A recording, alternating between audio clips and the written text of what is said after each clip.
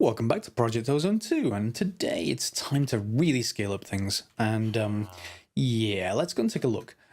First of all, I have these Nether Star farms running. They're good. You know, I've put lots and lots of imaginary time blocks down. It's not good enough. If you have a look in my system,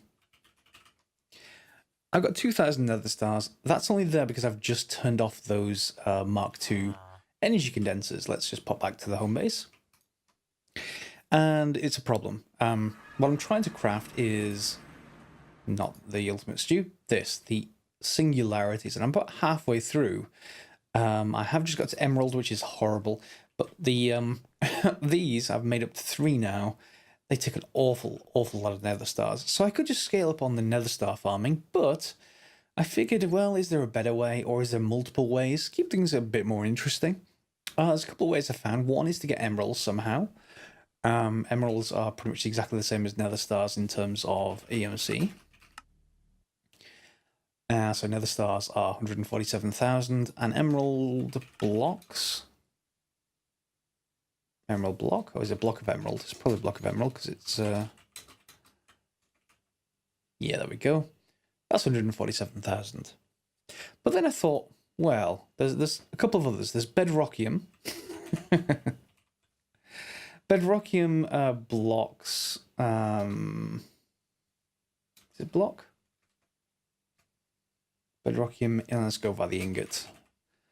An ingot makes blocks. So, yeah, block of Bedrockium. Okay, so that's 43 million EMC, which would be nice, you know, would be nice. We've got Bedrockium drums. So, what can we do to get some Bedrockium, maybe? To do that, we're going to set up RFTools. Now, if you're familiar with Mistcraft in previous versions, this is a lot like that. You can create your own custom dimensions, and I've started crafting modular storages just to store these. The first thing you're going to need to do is craft yourself a Dimlet Researcher, and I've done this all off camera because it takes a lot of time. In order to get Dimlets, however, you're going to need an Enderman farm. Where's my farms? Ah, there they are.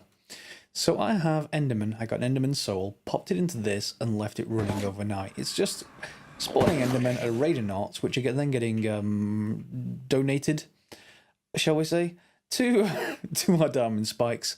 And out of that, around the back, I've got an input to our main system here. Oh, I've got my, oh god, no, magnet, so many magnets. Well, at least I got more mob souls. Let me put some of this away quickly. Yes, let's just get rid of those. Okay, so I have an input to our system, as I was saying, that is in here. It's inputting music discs, although I do actually want a fuzzy match there, because that's only inputting one type of music disc. Although, if they're all the same item, that should input multiple, but we'll see. Yeah, but main thing is unknown, God, I'm going to move away because there's noise. Unknown Dimlets, they're going into our system. And if we look in the system for unknown, I've got 3,000, but I've got 3,000 left. I've been processing them. So you craft the Dimlet Researcher, and you also craft, first of all, the Machine Infuser. Okay, so in here I've got dimensional shards. Remember I was saying episodes I was having problems finding these? Well, back to our farms for a second. I went to the villager station, turned off the portal and put some trading stations down. Not trading stations, trading posts. So within a couple of, no village fed in red, but within a couple of attempts, I got a trade with the villager emeralds for dimensional shards. And dimensional shards then I could EMC and get as many as I wanted. So, back over here, you then infuse every pretty machine that can be infused. It saves on energy, saves on all kinds of things. You want that as much as possible. So the Dimlet Researcher then, you then feed in with unknown Dimlets, which it is still going at, and I create modular storage. You can use filing cabinets for this, but modular storage tends to be a bit more compact than filing cabinets. I know you think, filing cabinets, they can store huge amounts of things, but we've got even huger amounts of Dimlets. So down here I have, my system, and it's got storage buses on the bottom of these, set to -1,000 priority so that nothing else is going to be tried to be stored in these things. And on the top, I'm outputting using conduits and into these things. So we've got all of this stuff. You can see, you know, many different types of things. This one's nearly full. Is that one? That's the next in priority, and then this one. But I think 2 may well do it. I've not seen any new ones recently. So yeah, what you'll also need in these, I've put a storage module tier 3, so it can contain 300 stacks of things, in this case, dimlets, and a dimlet storage module, which allows you to store dimlets in the first place. Other than that, the modular storage is working. And I'm not sure that they can be infused. I don't think they need to be honest. They don't need to be powered, certainly, so that's an issue. No issue. And we just make sure these are all set to -1000 as well. Okay, so eventually you're going to get lots and lots and lots of dimlets. From that, we can get an dimension inscriber. The inscriber, you basically put in these empty dimension tabs, which we can get from just crafting. There we go. And it is a reward, but it's just paper and redstone. No real cost to that. And then you can put in your dimlets that you want. So here's what I'm going to build. And hopefully this will help. Material default, we don't care about the material. If you were, however, crafting an emerald block world, you'd want material block of emerald. Liquid molten bedrockium. Yes. This took a while to get. It took overnight for it to figure out it could get one. So I got one of those. Then terrain normal. You need terrain normal if you want an ocean world. I tried terrain flat, thinking flat bottom of the ocean, i.e. more bedrockium. No, you want terrain normal, then you want feature none. After that point, at these last 2 and then the rest, the order doesn't matter. So we want controller single, that just means single biome. Biome deep ocean. Yes, we want as much as possible. And the rest are not really all that important, apart from the last one. They don't have to be in any order at that point. Just make sure that you have terrain here, liquid here, and material here, and then feature. Then controller, then deep biome. The rest, you know, you can have whatever you like. So I've put in effect none, so we don't get any poison effects. Structure none, so I don't want any villages or anything. Sky bright day, so it just, you know, that's the way the sky looks. Time noon, so it never goes nighttime. Not that it particularly matters in an ocean world, because they just fall into the bedrockium, or they wouldn't spawn anyway, or they spawn under the ocean or whatever.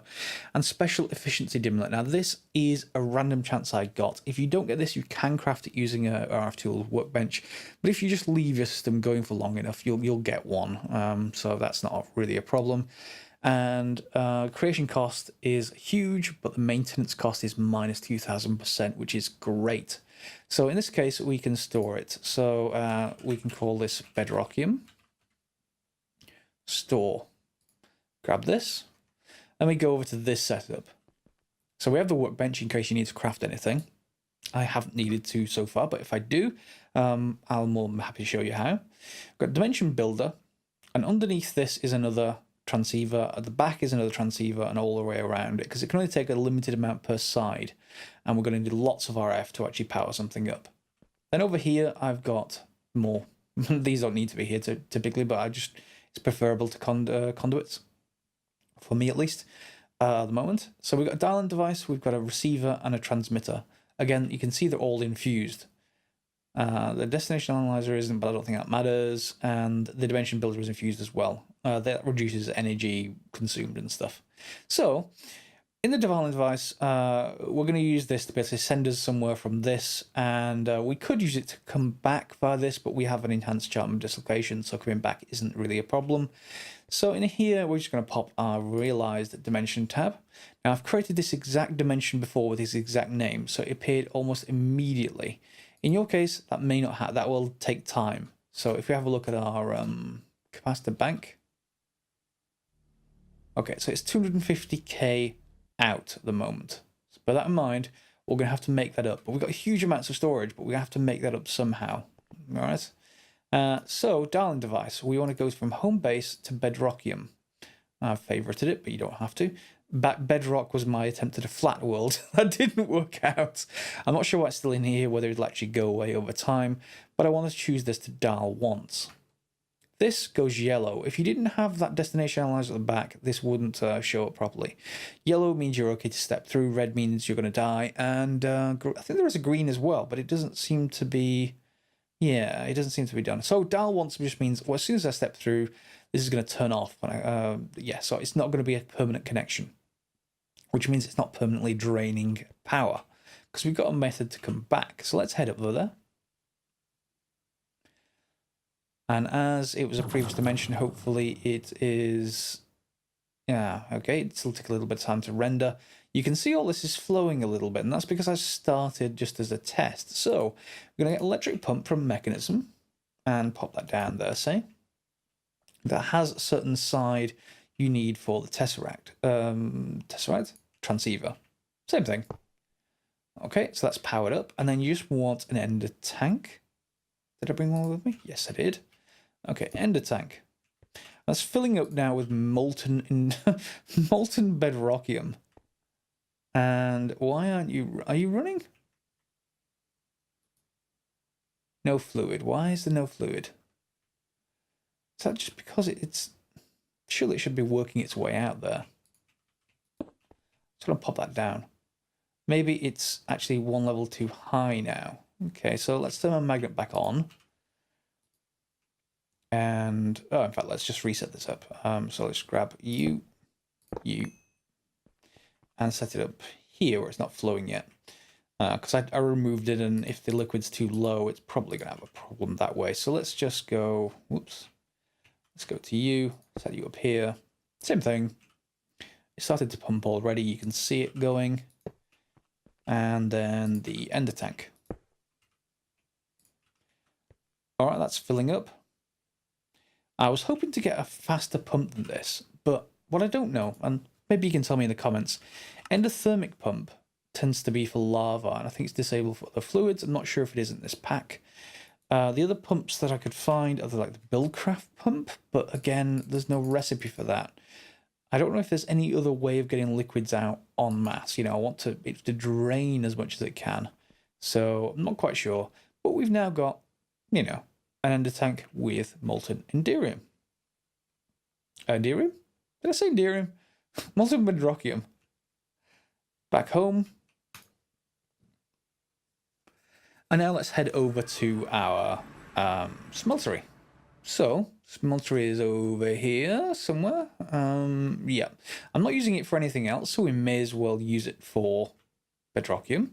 I've already set up a drum as a buffer. I'm not sure we're going to need a buffer, to be honest, because this is going to be quite fast. But if we pop this in here, we drop our ender tank on top. Okay, it's connected. And then we say automatically extract, and we say this is going to be an input. That's draining, and it's going into our smeltery. Okay, the smeltery outputs are already on. As you can see there, it's happily casting out molten enderium. All right, and that's going into our system. Now, I did cast a few things before the start of the episode. Let's see how many we've got. Bedrockium. 2 stacks. Let's see how well that does. Oh, this is going to really slow me down. Forgot about this effect. Yes, let's head downstairs. I'm going to get our system to output these, but just temporarily. And let's put those back in these and get it to use to generate those. So what is that generating? That's generating aluminum, enderium, diamond. Let's go for the diamond one, shall we? So let's just drop these in here. And yeah, that's too much. What? Has it overflowed? You should be generating now.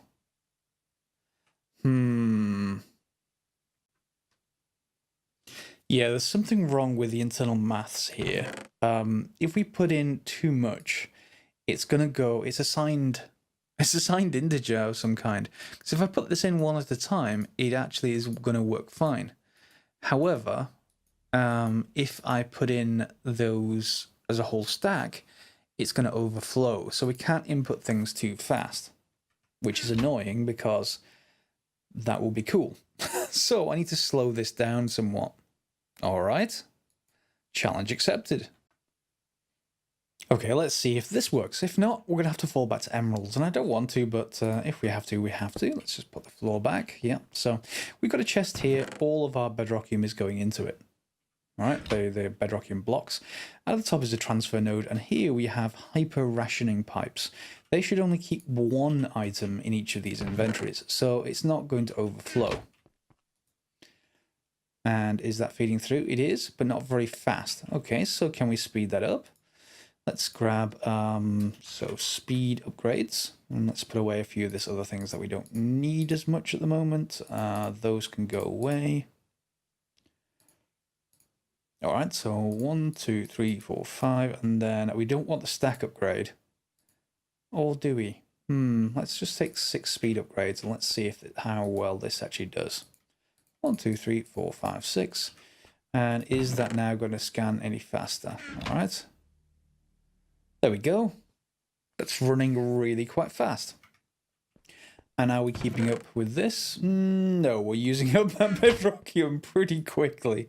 So I guess we could look at more pumps and more pump platforms, but at least this doesn't have any stress on my Nether Stars. The other thing we could do is create a second dimension and have that running as well.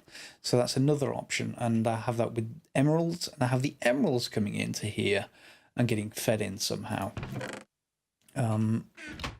Yeah, I'm pretty happy with that. It's going faster than my Nether Stars even. So yeah, we'll see if we can keep up with the demand though, because that's now okay. That's yeah, that's losing pretty quickly. Are we keeping up with it on the smeltery? What kind of speed do we need? No, we're not. That's probably the reason why. So if we get more casting basins. Do we have enough to make lots of casting basins? Casting. Yeah, we got 26. So okay, so and then ender fluid conduit. 17. All right. So we want, let's say, ender fluid. I'm not sure how many of this. Oh, it's items at the bottom. So ender fluid at the top. 1, 2, 3. My FPS is horrible here. Not sure why. Let's just see how long it takes to cast each of these out. GDS surface. Ah, there you go. And we're going to do the item conduits at the bottom. And they're all feeding back into our system. Sorry, wall, but you're going to have to give some space. There we go. So we can just then change these to always active.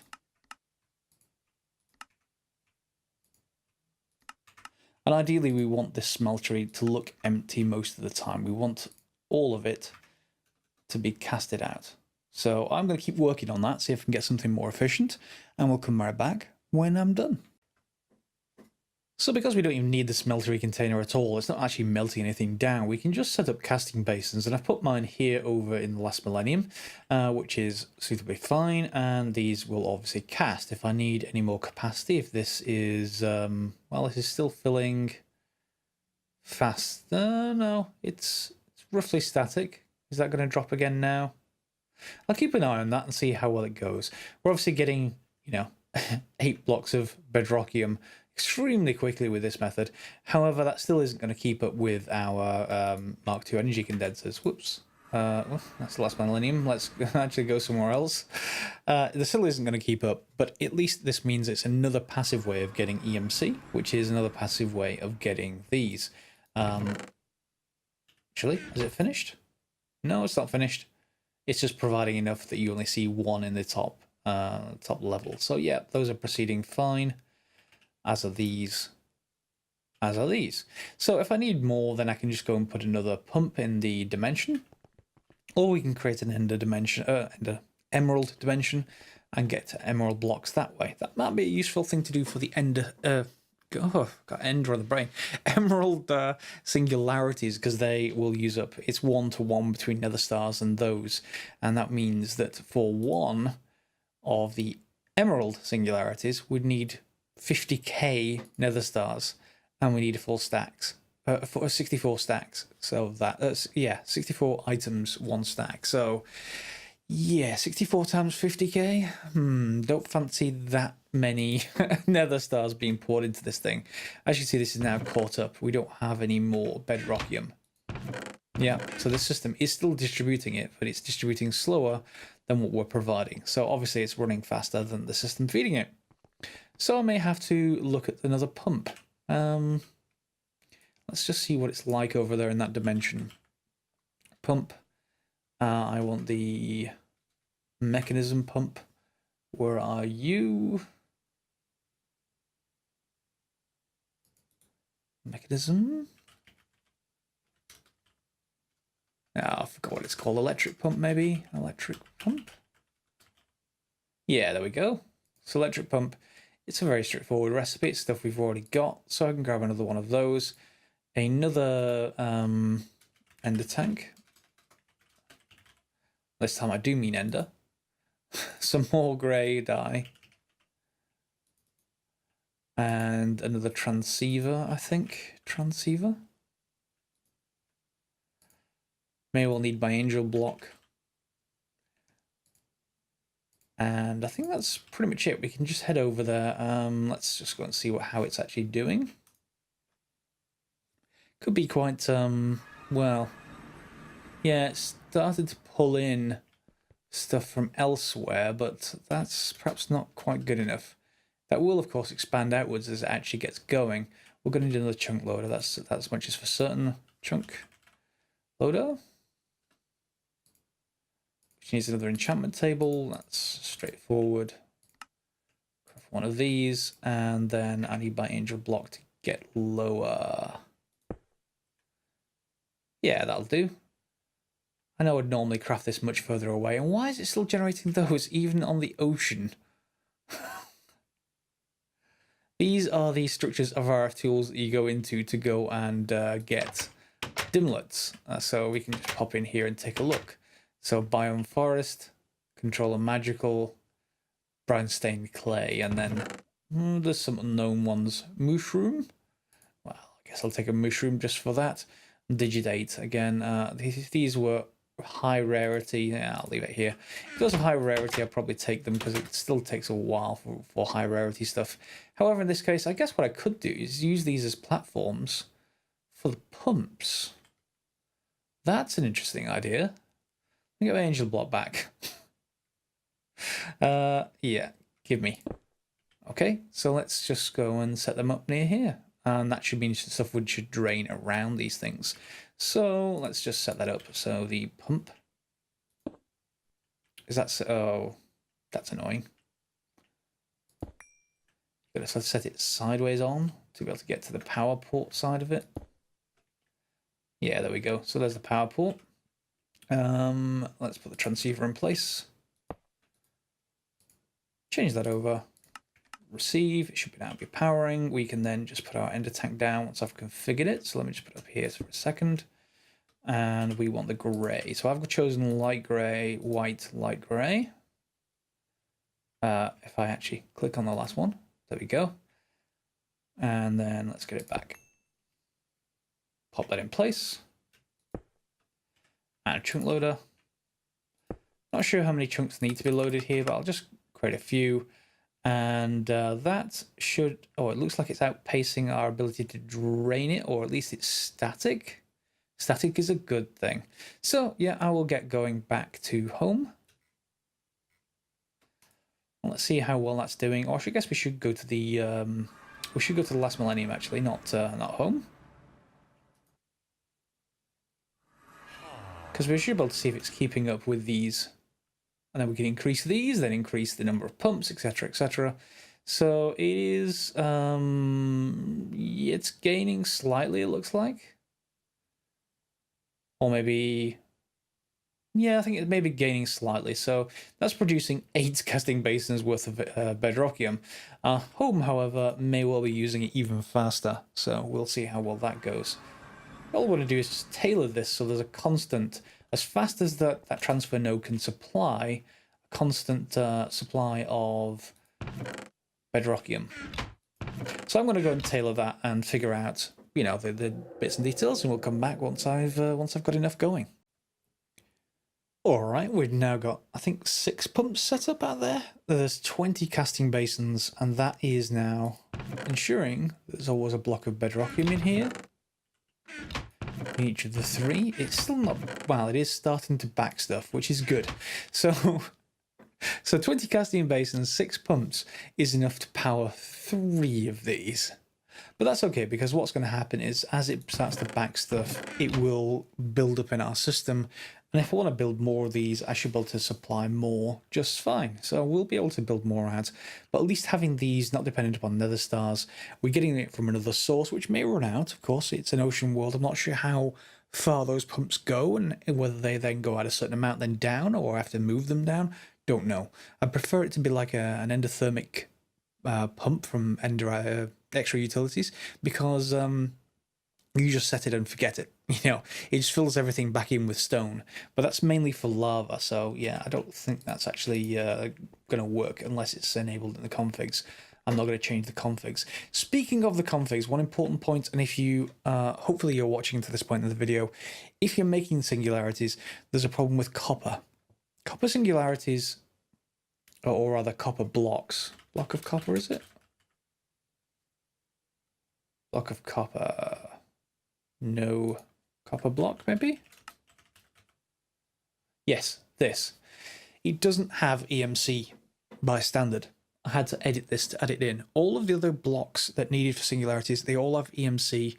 Other metals of the same tier also have EMC, things like tin and silver and everything else. So it's clearly an oversight. There's no reason for there being no EMC.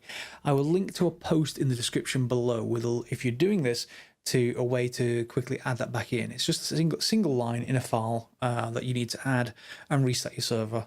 It's on the server side, so you don't need to worry about anything on your client side.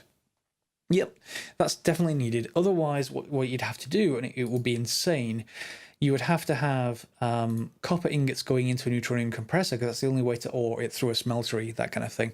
That's the only way to make those into blocks, and then blocks then into another compressor, but it can't make the ingots into blocks fast enough to feed the second compressor. I wouldn't mind if it did. Even with multiple of these condensers feeding into a single compressor, it's the compressors that are the problem. So you'd need something like 9 compressors, remember, 1 for each ingot in a block, to try and feed in at the same rate that you can do from these. So it's clearly an oversight. There's nothing special about copper. So I did edit the configs. That's the only time I have so far. So good. Consider that a patch for the mod pack. So yeah, that's all pretty well and good. I've got that dimension running. I'll see how this goes before the next episode. If I need to, what I'm going to craft is an emerald dimension as well. And then we'll be able to feed in emeralds as well as bedrockium into the system. And that's it, starting to back stuff. So this is it for this episode. Thought I'd keep it simple and to one particular point, which is ultimate EMC generation. I'm not sure what I'm going to call the episode, maybe that. Hope you liked it. Feel free to give it a thumbs up if you have, otherwise subscribe as normal. And we'll see you next time. Thanks for watching.